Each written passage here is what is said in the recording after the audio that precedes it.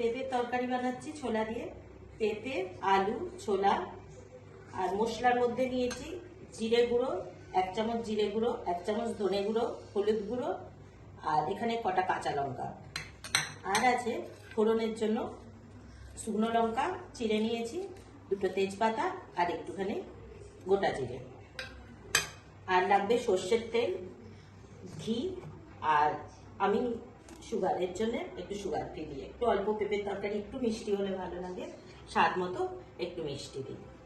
এবার আপনারাও স্বাদ মতো একটু নুন মিষ্টিটা দেবেন। 2 চামচ সর্ষের তেল দিলাম। তেল গরম হতে আমি ফোড়নগুলো দিয়ে দিলাম।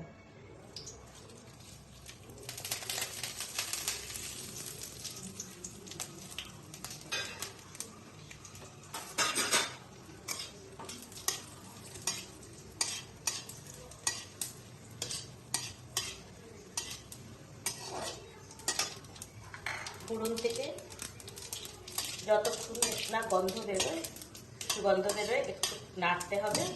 তারপর আমি এই পেঁপেগুলো দিয়ে দেব। পেঁপেটা সেদ্ধ হতে টাইম লাগে, তাই পেঁপেগুলো আগে দিয়ে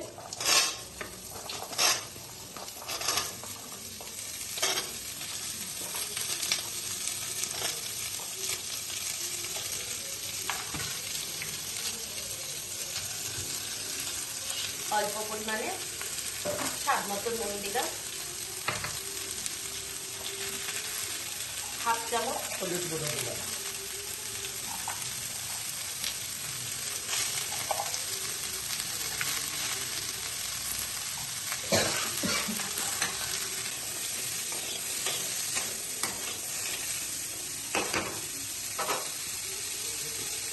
এবার পেঁপেটা একটু চাপা দিয়ে রাখতে হবে।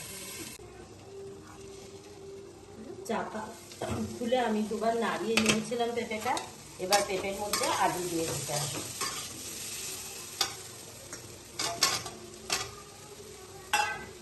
আবার সামান্য নুন দিতে হবে।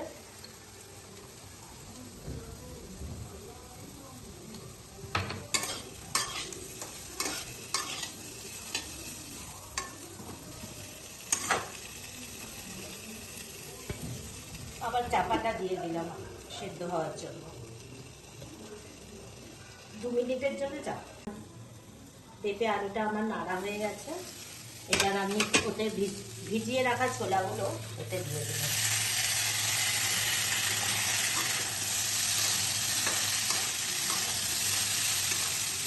মশলাগুলো নিয়েছিলাম তরকারিতে দেবো বলে সেগুলো দিয়ে দিচ্ছি।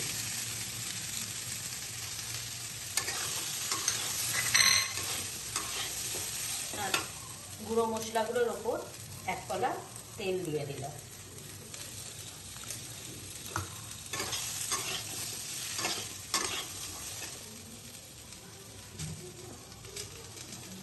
গুঁড়ো মশলাগুলো যাতে পুড়ে না যায় এই জন্য সামান্য জল দিলাম।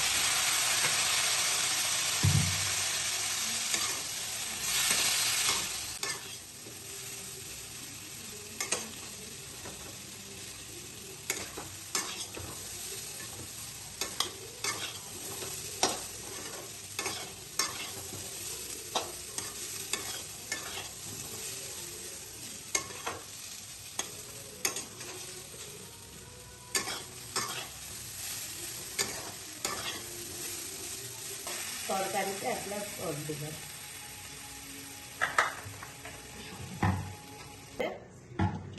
সেদ্ধ না হবে, 10 মিনিট মতো সেদ্ধ হবে। ঢাকনাটা খুললাম। এবার সামান্য স্বাদ মতো মিষ্টি দিতে হবে। আমি সুগার ফ্রি দিলাম, আমার যেহেতু সুগার আছে।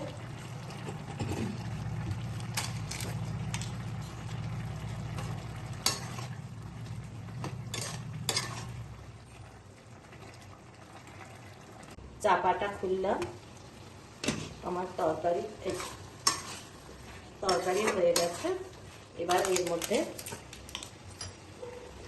1 চামচ ঘি দিয়ে দিলাম।